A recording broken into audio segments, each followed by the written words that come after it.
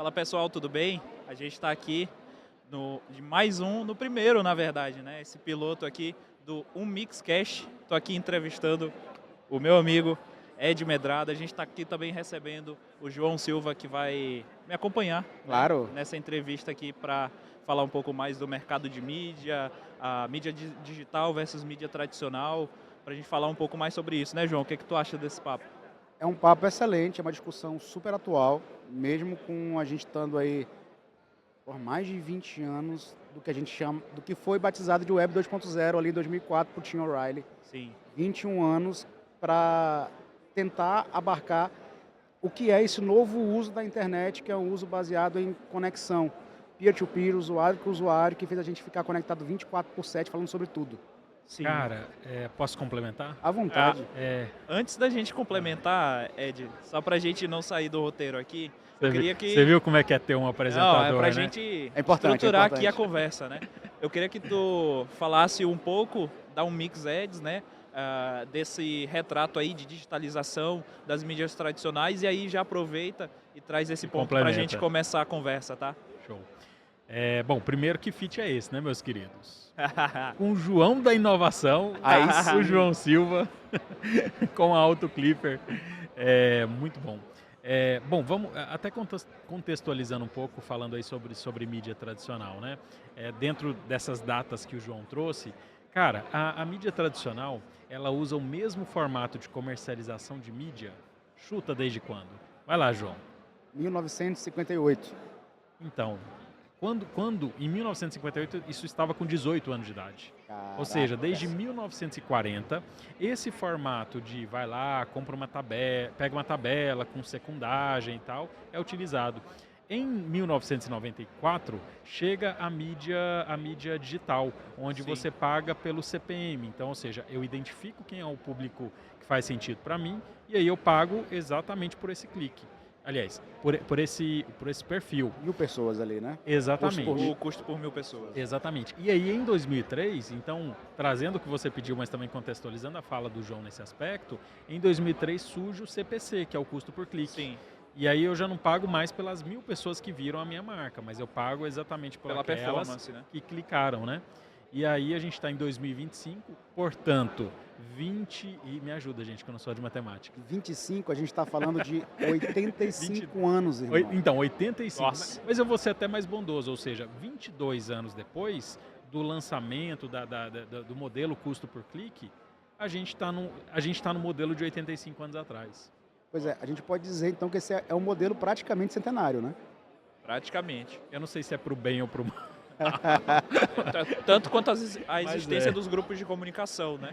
Exatamente. E essa tendência da Mix, ela é muito importante porque a gente vive justamente nesse platô, né? As empresas, principalmente aquelas que estão passando por transformação digital, já entendem que o marketing digital é um marketing voltado à performance, voltado a analytics, voltado a custo por clique, custo por lead, custo por qualquer coisa que eu tenha o resultado Qualquer de coisa fato. que seja mensurável, né? Qualquer coisa que seja mensurável. Na Autoclip a gente tá estimando CPT, custo por trial. Olha só que loucura. Caramba. Mas E como é que é? Me explica. a gente faz uma métricazinha. Vamos no fit aqui Bora no fit. negócio. CPT, a gente está fazendo uma métricazinha para meio que puxar o CPL da rede social, só que para mensurar o trial, que vai quanto que a gente converte isso no trial e quem converte para assinatura, né? É como se a gente tivesse feito uma nova métrica para Autoclip, que se chamou CPT. Não existe a mensuração ainda.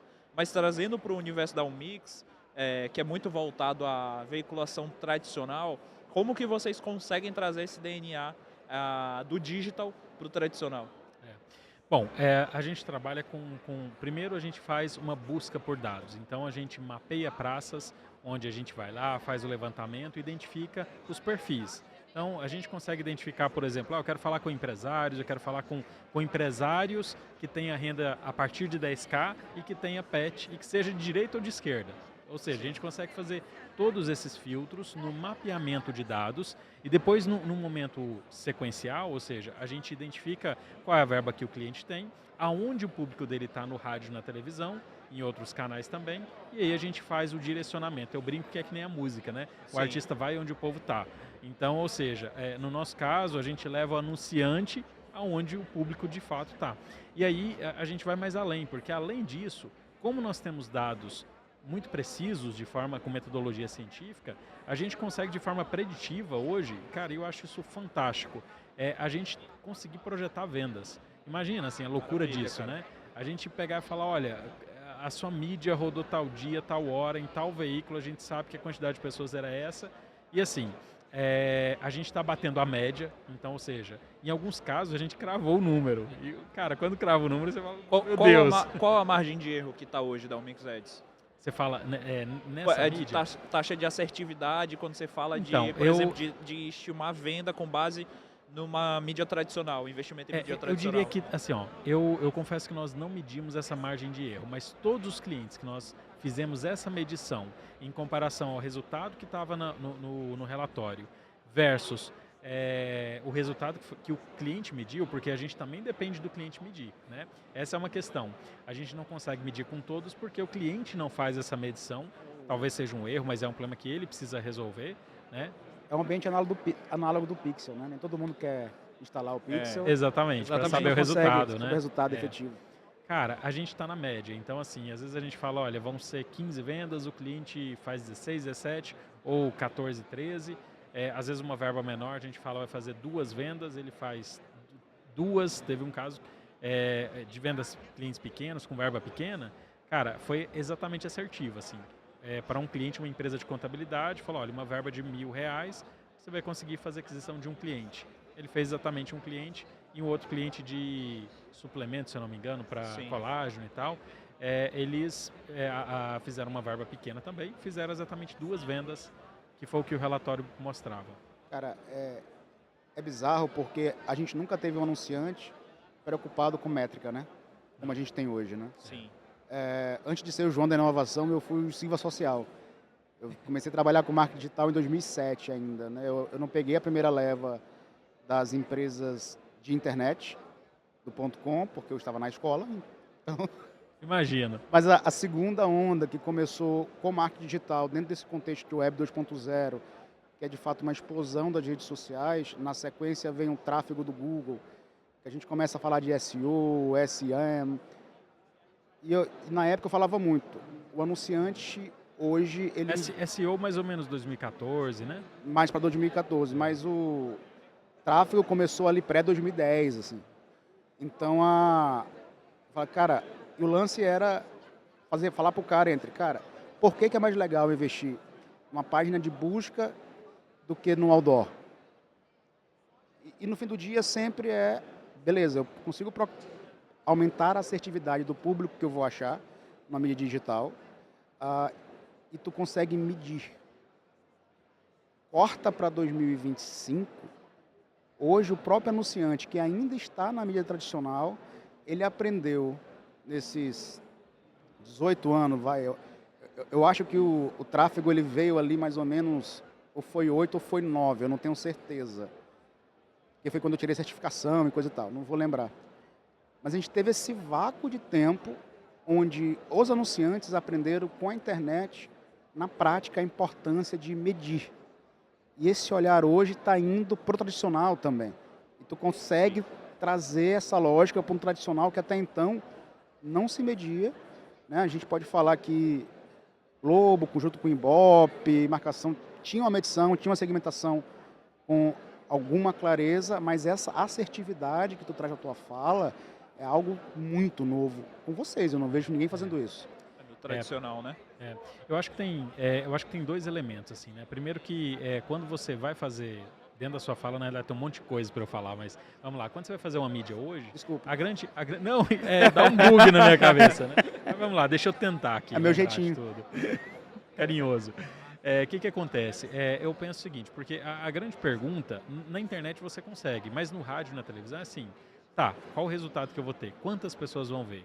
E aí tem um funil muito grande que não chegavam no final desse funil, que é o seguinte, cara, a minha rádio ou a minha televisão alcança 3 milhões de pessoas. Beleza. Só que alcance não é audiência. Então vamos lá, 3 milhões. Mas quantas pessoas de fato estão assistindo? E nem estou falando ao longo do dia, porque eu não vou anunciar o dia todo, para mim não interessa quantas pessoas ao longo do dia. Para mim interessa naquele momento em que o meu comercial vai passar. Então digamos que naquele comercial vai rodar para 30 mil pessoas. Beleza. Das 30 mil, quem são os meus possíveis clientes? Porque de repente, 29.500 pessoas não são consumidores do meu produto e 500 são. Então, o que isso causa, né? Que eu acho que a Almix está conseguindo resolver um pouco desse problema. Que é, cara, eu tinha uma expectativa muito grande, porque chegaram aqui me vendendo um veículo que alcançava 3 milhões de pessoas, e eu fiz 3 vendas, 2 vendas, ou não fiz nenhuma. Então, essa eu acho que é uma questão que a gente resolve. Eu não vou me lembrar do restante. Cara, mas assim, pegando esse gancho, a gente pode dizer que a Almix ela começa a possibilitar um CPM para o tradicional. Sim. E é o que a gente faz, né? Com clareza. É. E eu diria que, uma vez trazendo tecnologias cruzadas, até de outras startups do portfólio da Duela, a gente consegue colocar nos comerciais um QR Code finalmente tão difundido para o cara já rolar um CTA direto. Eu estou falando de TV, né? Sim. Eu não posso falar de rádio, eu estou falando de TV. Mas na TV aí a gente já consegue calcular CTR, né? Porque aí a gente já sabe a mídia, a estimativa de quantas pessoas olham e quantas pessoas estão acessando o QR Code. Assim, eu acho que super faz sentido, só me causa uma preocupação, e aí eu estou, de fato, elaborando isso aqui junto com vocês, tá? De que é o seguinte, é porque eu acho que a gente vive hoje uma sociedade, eu brinco que é a sociedade 2x. O que é a sociedade 2x? Cara, eu quero ouvir áudio no 2x, eu quero assistir vídeo no 2x, ou seja, eu quero fazer tudo muito rápido. E aí esse empresário que a gente está falando, ele foi educado a fazer de que forma? Cara, ele quer fazer um anúncio e ele quer imediatamente saber quantas conversões tiveram de leads e de vendas. É essa a pegada. Cara, ok, isso é certo, se a gente está falando de métricas faz super sentido. Mas tem uma outra coisa que a gente precisa colocar e que as pessoas não estão colocando nesse cálculo, que é o branding. Ou seja, quanto custa para eu fazer a minha marca ser conhecida?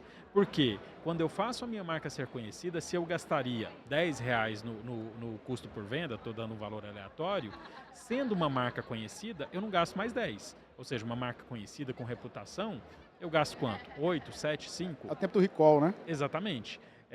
Então, assim, quando você fala da questão do QR Code, acho que faz sentido, mas ele também me causa essa preocupação, porque a gente precisa saber que. E assim, considerando, mas desconsiderando, né? Mas entendeu o que eu estou querendo dizer? Que, assim, que é muito importante a gente ter métricas e a Almix nasce com essa finalidade, mas também é muito importante para o empresário que ele saiba que de repente tem lugar que ele vai estar, que ele não vai fazer conversão, mas, cara, ele gerou uma fixação de marca, e eu não estou falando só de TV e rádio. Aqui a gente está no evento, numa feira, ou seja, de repente aqui você não vai fazer conversão, mas você tem uma exposição de marca, cara, que vai agregar muito para o seu negócio. Acho que a ansiedade ela aumenta com TV 3.0, né? Sim, agora nós temos um problema nisso, né? Porque assim, o problema que eu falo, assim, para a TV isso é ótimo. Só que para a TV, e a gente está falando para quem tem essa tecnologia. E a gente sabe que não são todas as redes, aliás, muito pelo contrário, são pouquíssimas redes de televisão que vão conseguir ter a tecnologia necessária para fazer a TV 3.0 operar de fato do jeito que ela precisa. Aliás, lembrei, você falou das pesquisas, né? No exemplo Cantar Ibope. A questão, pelos cálculos que eu fiz, os mapeamentos que eu fiz, e aí de fato esse dado, ou seja, ele não está aí no mercado, mas a gente vai, né, pesquisando, cara, 20% das pessoas do mercado, 20% do mercado tem acesso a essas pesquisas, seja da Cantar Ibope ou de outros institutos também, né, tão bons quanto. Então a gente está falando de 80% do mercado, e aí se eu pego o faturamento de 2024, que foi 54 bilhões, 80% significa quanto? Opera como? Cara, opera na base do feeling, do achômetro, enfim, de outros filtros semelhantes. Sim. Sem informação para tomar decisão, né? Exatamente. Isso aí. Essa tendência, o que você enxerga em um futuro daqui a 3 a 5 anos, da visão tanto dos veículos, né, nessa necessidade de performance no tradicional, quanto dos anunciantes? O que tu enxerga desse impacto? Bom, eu tenho um defeito que é muita honestidade, né? Isso é um defeito. Acho que não, cara, ainda é um valor Aí positivo. dá um valor positivo. O que eu entendo? Cara, o primeiro que assim, os veículos de comunicação tradicionais, cara, eles têm um poder que eles não sabem o tamanho do poder que eles têm. Eles não sabem. Ponto. O faturamento desses veículos, ele vem caindo ao longo do ano, ao longo dos anos. E quando eu falo de caindo, é porque assim, a pessoa fala, ano passado eu faturei 1 milhão, esse ano eu faturei, estou chutando números, 1 milhão e 100. Cresceu? Não cresceu. Porque quando eu vou fazer a análise Cresce. ali, exatamente, de repente não está batendo ali as correções. Então, esse mercado, ele precisa de um novo modelo de negócio. Assim, Você acha que o erro está no modelo de negócio de mídia como serviço? Exatamente. De venda, né? De venda de mídia. Sim, exatamente. Quase 100 anos, irmão. Então a gente está falando, usando o modelo Spotify, cara, é aquilo. Sabe, o Spotify chega, né, de streaming falando, olha, o modelo de negócio agora é esse, você não vai vender mais CD. E eu entendo que é difícil para os caras falar, cara, mas peraí, você está dizendo que o que eu vendi a vida toda eu não vou vender mais, vai mais vender. Vou entregar a música de graça pro cara? Como é que é? E o que você enxerga com esse novo modelo? Então, assim, respondendo, continuando a resposta, né? Então, primeiro, eu acho que, cara, esse novo modelo, ele precisa chegar, e eu acho que a Almix está cumprindo esse papel para o mercado de mídia tradicional. E aí, esse mercado, ele vai passar por essa reinvenção. Reinvenção que eu falo de modelo de negócio, né? Assim, acho que eu posso chamar de modelo de negócio. É um modelo de negócio, mas é um modelo de negócio. De modelo de negócio. Mas seria uma mudança de modelo de negócio, no caso, para o veículo de mídia, por exemplo? Exatamente. Seria algo parecido como Media for Equity, por exemplo, de eu ter acesso àquele canal e em vez de eu vender a mídia como serviço, de deter parte... É continuar vendendo a mídia, mas a forma que vende não dá para ser mais essa. É um modelo de funcionamento, né? Exatamente. No modelo do musical que você citou, antes se vendia CD. Antes disso se vendia show e LP. Hoje é pago por volume de quantas vezes toca. Isso. Visualizações. Na realidade é o seguinte, vamos usar esse exemplo, né? Antes se vendia música, mas se vendia a música no CD. Hoje se vende a música, quer dizer, se dá a música, mas se vende a publicidade junto com a música, né? Se ganha na publicidade junto com a música. Então, ou seja, o produto principal, que é a música, ele continua. E eu acho que é a mesma lógica do que a gente está falando aqui. O produto principal, que é a informação, que é o veículo de comunicação, novela, continua. Monetizar a audiência de outra forma. Exatamente. No fim do dia, entretenimento é sobre audiência, tudo é sobre audiência, né? Todo negócio é sobre audiência. Exatamente. Eu falo muito para a galera de negócio que a gente trabalha, mentor, enfim, que todo modelo ele está estabelecido por um cenário daquele momento. Se o cenário não existe mais, tu precisa adaptar ou construir um outro modelo. Não é possível que em 85 anos, com o surgimento de outros canais de geração de audiência, com novas audiências, com novos comportamentos... E aí vamos colocar outros canais que a gente está falando concorrentes, né? Concorrentes. O surgimento de concorrentes. A diáspora, a evasão do orçamento da mídia tradicional foi para a internet. E as suas múltiplas faces, né? A gente começou pagando para veicular banner lá atrás. Valor por mês, né? Você lembra? Mensal. Você ia lá no site, pagava um valor por mês e... Banner. Mano, hoje existem N formas diferentes de tu pagar para ter acesso a uma audiência na internet. Sim. O próprio lado do e-commerce, eles utilizam muito CPA, né? Como métrica do meio ali do segmento, custo por aquisição, né? Então, e eles fazem muito translado de tráfego. Então, por exemplo, estava no Fórum E-Commerce Brasil agora, você tem a Rakuten Ads, City Ads, em que eles plugam várias soluções de audiência e eles são como se fosse um broker, eles intermediam para o anunciante final para ter aquela aquisição do CPA, né? Então, cada vez mais performático, mas trazer essa visão para o... Tô animado aí para ver o que vai ser os próximos 5 a 10 anos, quebrar a cabeça aí dos grandes coordenadores de rádio, de TV, que não se vende mais mídia desse jeito, né? Então, né? Mas eu acho que, cara, mudar o mercado, eu acho que é uma missão dura, difícil, mas muito importante. E feliz com o que vocês estão fazendo, eu acho que o negócio vai voar muito assim ainda. E essa, quando você pega todos os mercados que houver a disrupção, Isso é normal, né? A gente apanha de todos os lados praticamente, né? Então, vamos lá no exemplo do Spotify, vamos no exemplo dos táxis, né? Ou seja, virou aquela confusão toda, hoje os taxistas estão dentro da Uber, né? Dentro da Uber, 99, todos Exatamente, os aplicativos. exatamente. Então, assim, essa é a grande questão, né? Você apanha de todo lado, não é fácil, não é simples, mas existem mercados. Cara, vamos pensar o que existia antes de táxi, de mobilidade, e o que você tem hoje. Sabe, assim, vamos pensar a música. Hoje a gente estava falando um pouco disso, né? Sim, a gente estava falando desse modelo do Spotify como exemplo, né? A gente estava falando, João, acho que o Gerson fez uma ponderação, falou, o cantor acaba não conseguindo ganhar. E aí eu citei um exemplo para ele, falei, eu me lembro, você talvez se lembre disso, porque o Gerson disse que é novinho e tal, até uma conversa aí desse tipo. Jovem.